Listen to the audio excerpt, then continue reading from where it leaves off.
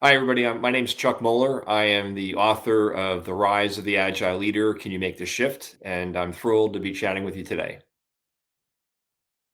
And Chuck, what's the best advice or the worst advice you ever got?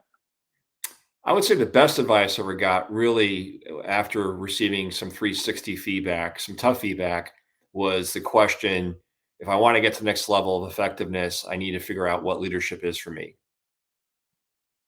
Ooh, what leadership is for you? Well, you've got a lot of that in this book, Chuck. So congratulations, first of all, on writing a useful book, different than most leadership books that I read, which I really like. That's really good. I mean, a lot of times they're super prescriptive and don't have a lot of depth.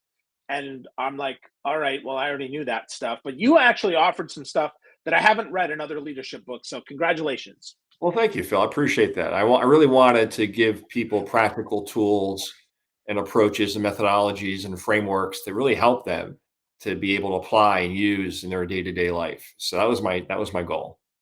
Yeah, I like it, right? I think it's, yeah, every chapter is a tool, and then there's tools within the tools, which I think is extremely helpful. Like I said, it's different than most of the books I read. So let's start though, Chuck.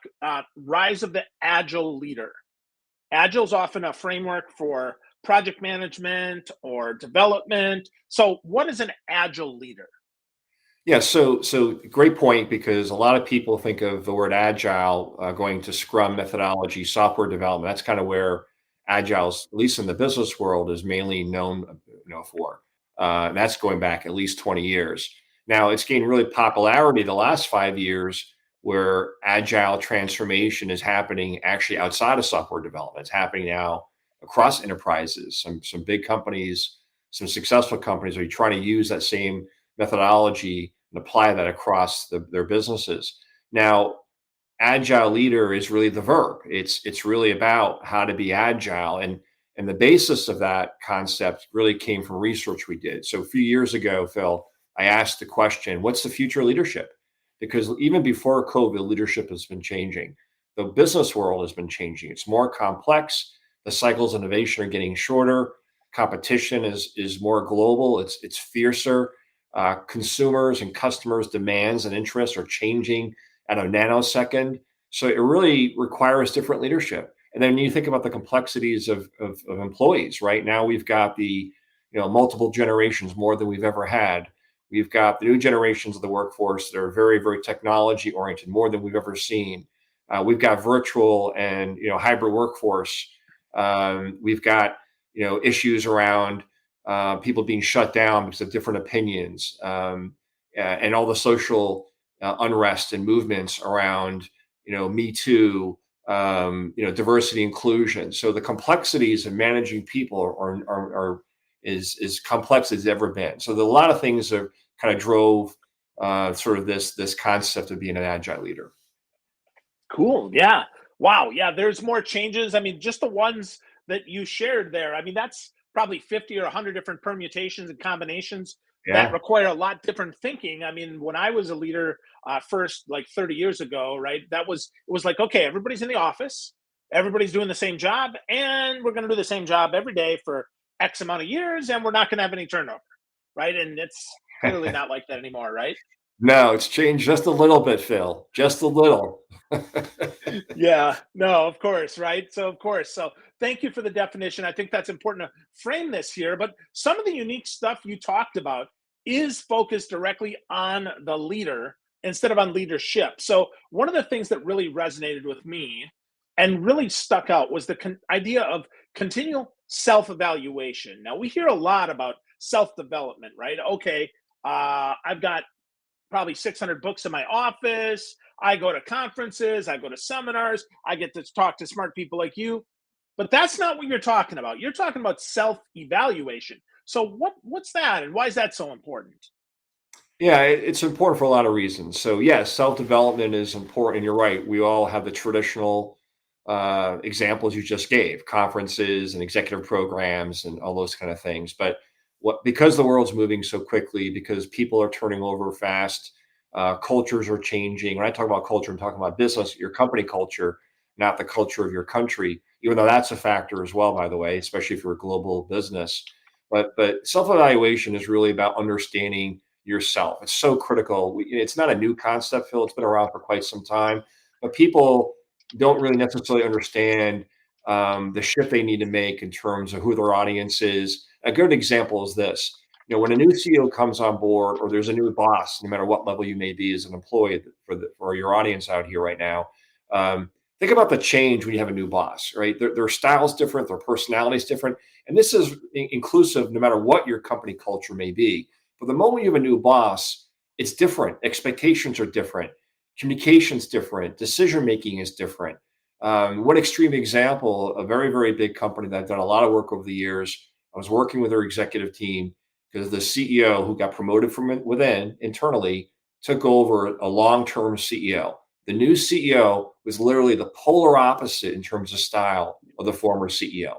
So the former CEO was probably a bit more command and control, liked healthy tension with his executive team. And this is, by the way, a Fortune 100 company. We're not talking about a small company here.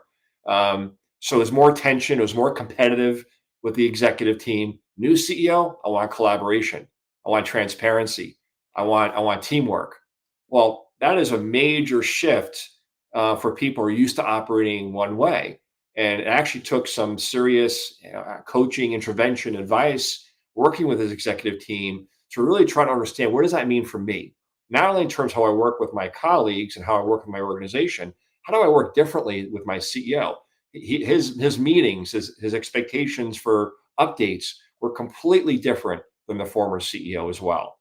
So we all can experience this. If you've ever worked for a company for a while and you've had a new boss, well, like, wow, this is a huge change for me. How do I adjust that? So I think that's a really critical element when you're talking about self-evaluation. How do I necessarily understand how I adjust my style, not always to a new boss, but also who my audience is, all my key stakeholders in my organization. A lot of us think, well, I'm just going to be who I am, right? I'm being authentic. And you're right, that's being authentic, and being authentic is really important. You want to be true to who you are. But really, honestly, one of the secret ingredients of effective leadership is modifying your style depending who your audience is, because it's all about connection. It's all about influence. So that's a big part of the self-evaluation. I can go on, but that's a couple of examples.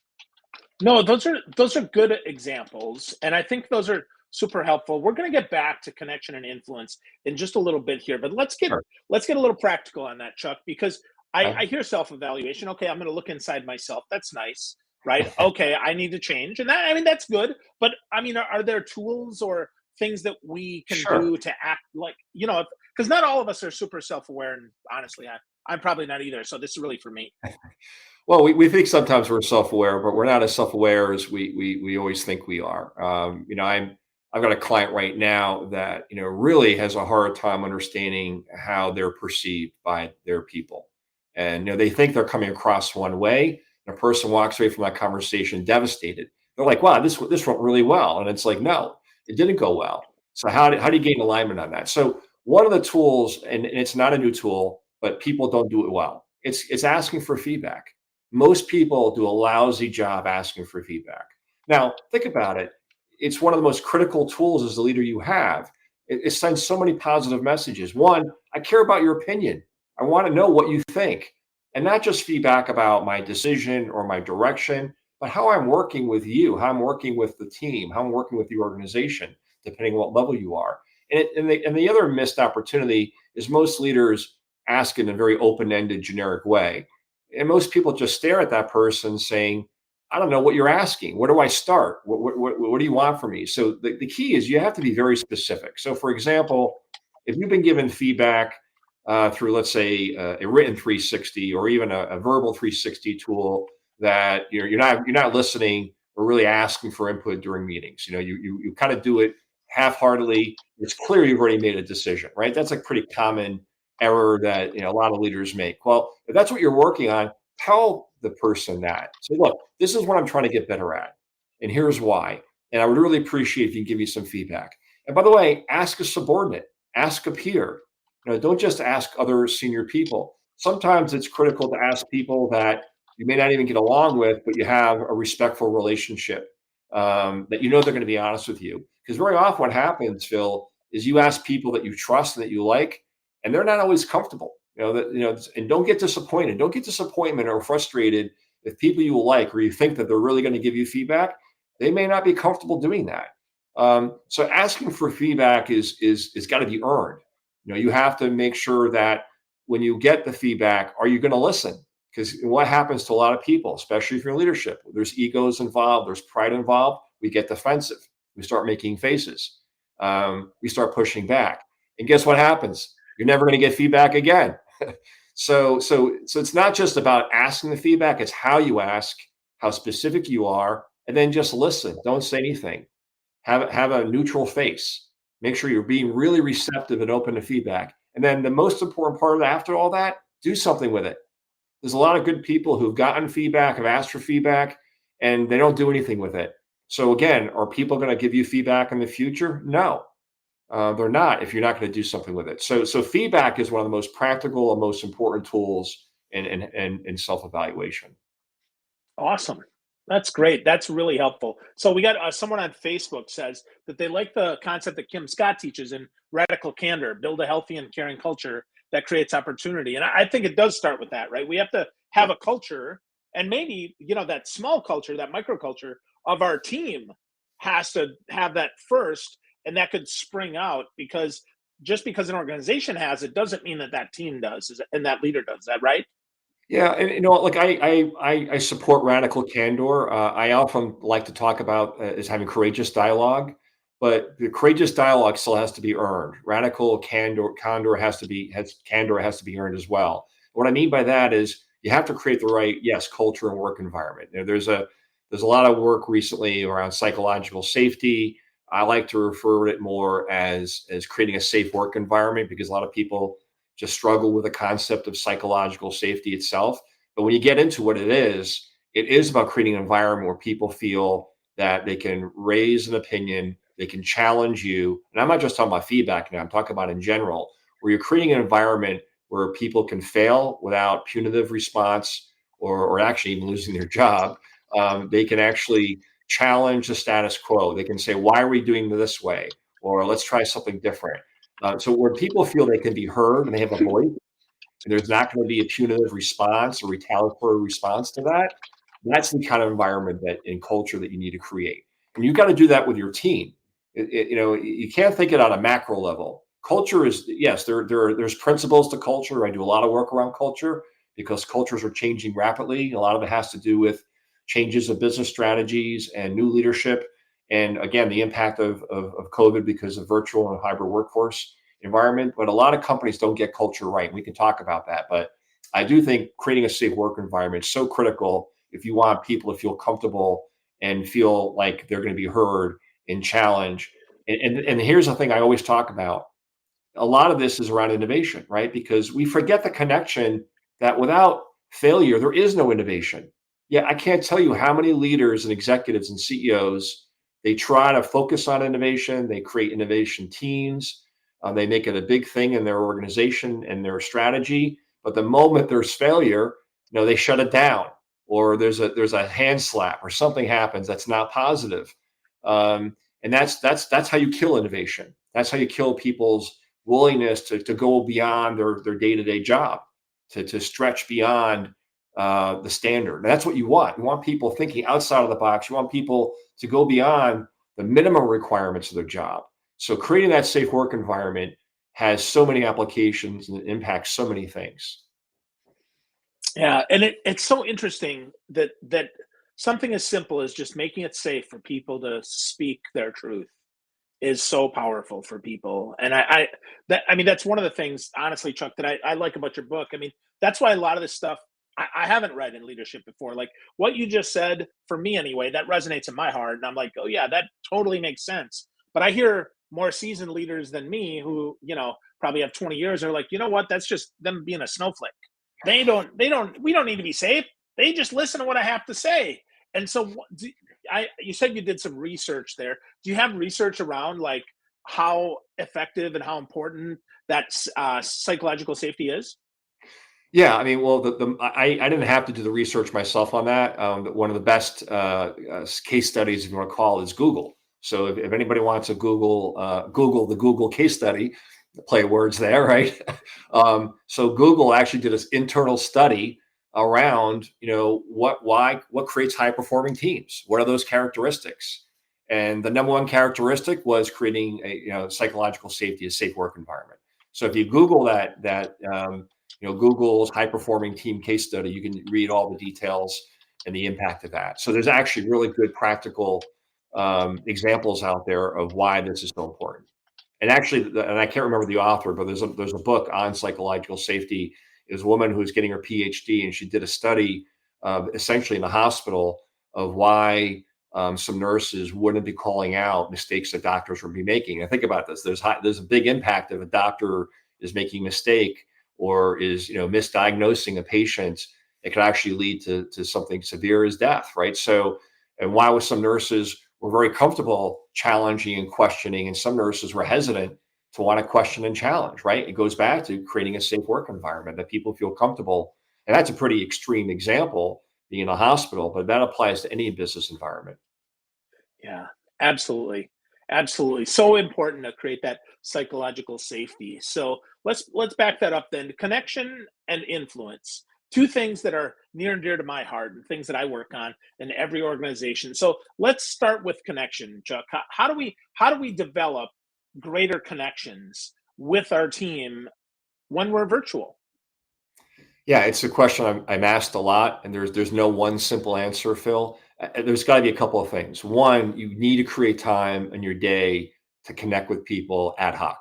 That's not a business agenda. That's not about progress of a decision or an activity or a goal or objective, whatever it may be. So you got to focus on that role of that person. You've got to find out what's going on in their life, what's going on in their family. Look, I get it. We're all running hard right now. We're all busy with our jobs, especially if you're virtual or hybrid. You're spending most of the time in Zoom meetings or team meetings back to back.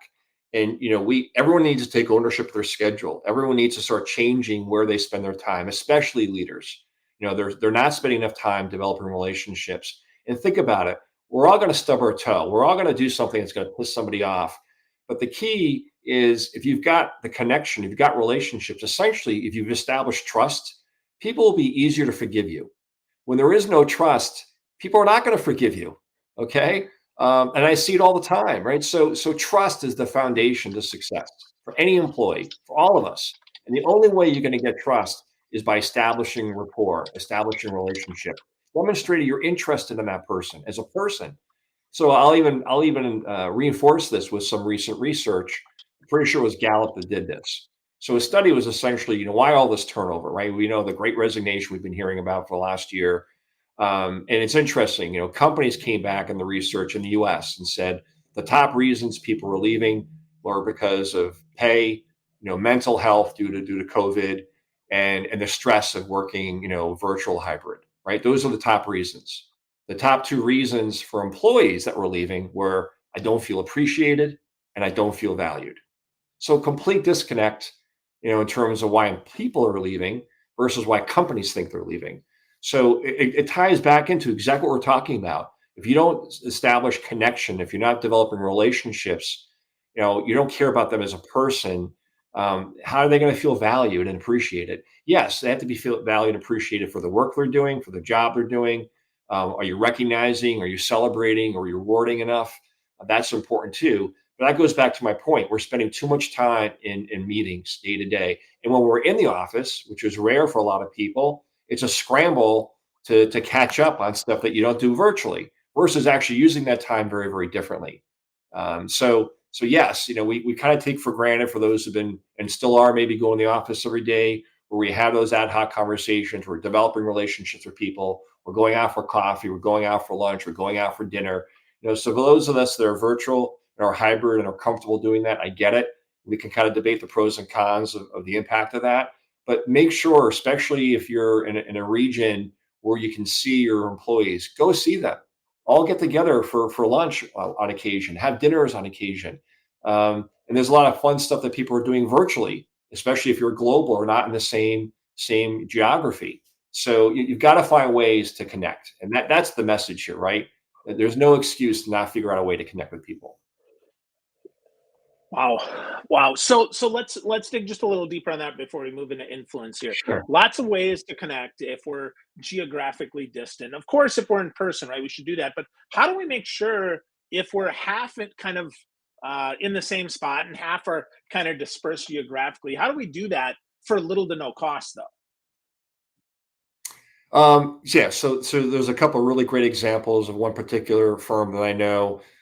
They will have they'll get together on a virtual meeting, and they'll cook a meal together, and that includes people who've never actually cooked a meal, right? So and that can be a fun experience, right? You have a glass of wine or a beer or a glass of water, depending what you like to drink, and everyone's cooking something fun, and you make it fun, right? It's about having fun together. Yeah, sure. Some people are doing virtual happy hours, and that could be right for them.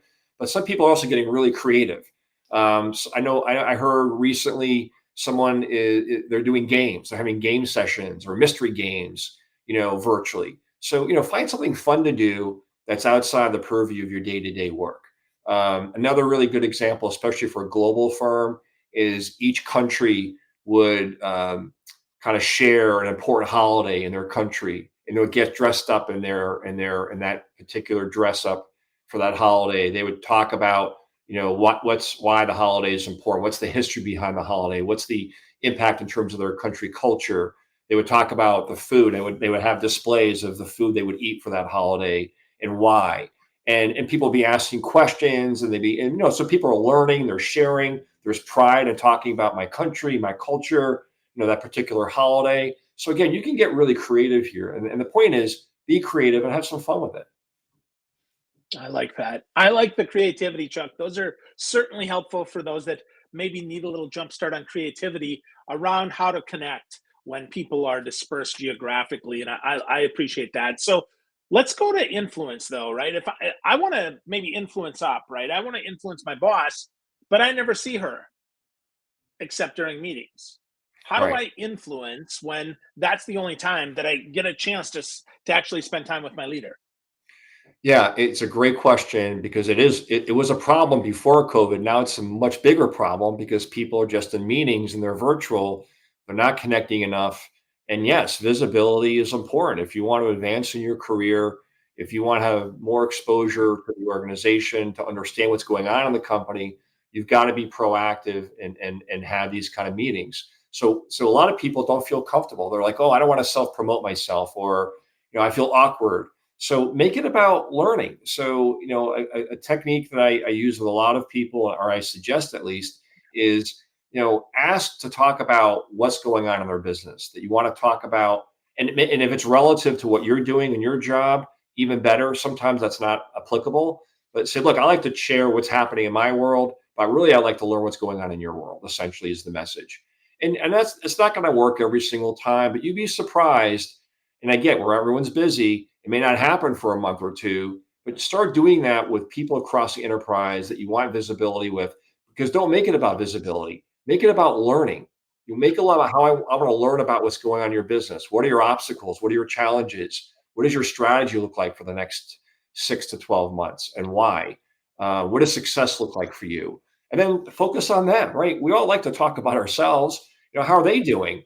Right? What does success look like for them? What are they finding? What are they struggling with in their jobs right now? I don't care what the level is. People are going to respond to that.